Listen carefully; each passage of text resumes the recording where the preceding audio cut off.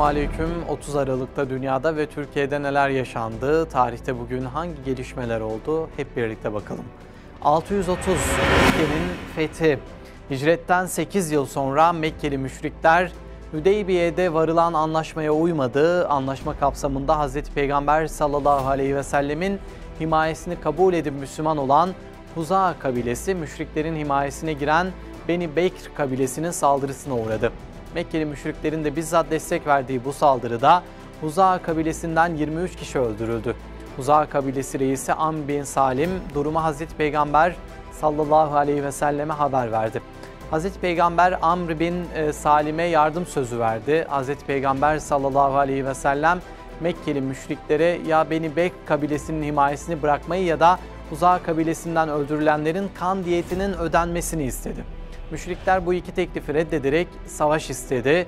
Daha sonra Mekke lideri Ebu Süfyan araya girmeye çalışsa da başarılı olamadı. Hazreti Peygamber sallallahu aleyhi ve sellem sefer emri verdi ama kararı gizli tuttu.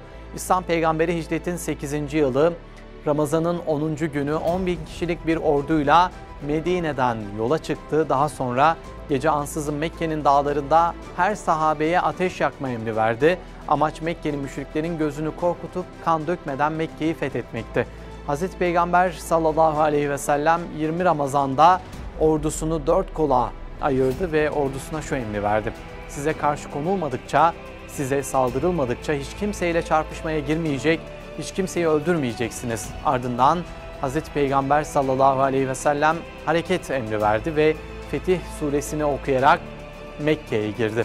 Üç koldaki birlikler herhangi bir engellemeyle karşılaşmazken Halid bin Velid komutasındaki 4. kol İkrime bin Ebu Cehil önderliğindeki küçük bir saldırıyı geri püskürttü. Mekke'nin fethinde savaşmayan herkese eman verildi. 17 kişi hariç Hz. Muhammed sallallahu aleyhi ve sellem Mekke'ye girer girmez genel af ilan edildiğini bildirdi ve kimseye dokunulmayacağını ilan etti.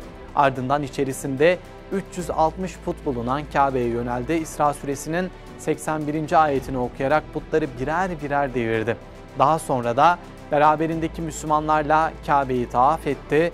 Fetih sonrasında İslam peygamberi Kabe'de ilk hutbesini verdi. Hazreti Peygamber sallallahu aleyhi ve sellemin isteğiyle Hazreti Bilal radıyallahu anh'ın putlardan temizlenen Kabe'nin üstüne çıkıp ezan okumasının ardından Mekke'nin fethi taşlanmış oldu. 1991 Cezayir'de 1989'da çok partili sisteme geçilmesinin ardından yapılan ilk genel seçimlerin birinci tur sonuçları açıklandı. İslami Kurtuluş Cephesi FİS büyük bir başarı elde ederek ezici bir çoğunluğun desteğini kazandı. 16 Ocak 1992'deki ikinci tur seçimleri ise 11 Ocak'ta gerçekleşen darbe nedeniyle yapılmadı ve junta FİS üyelerinin birçoğunu tutuklayarak hapse attı. Cezayir'de bir iç savaş süreci de başlamış oldu. 1997 Cezayir'de bazı silahlı kişiler 4 köyde katliam yaparak yaklaşık 400 kişiyi katlettiler.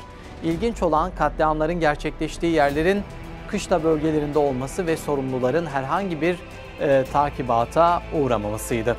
2014 162 yolcusuyla 28 Aralık'taki kalkışmadan yaklaşık 50 dakika sonra kaybolan Endonezya uçağının enkazı ve yolcuların cesetleri bulundu.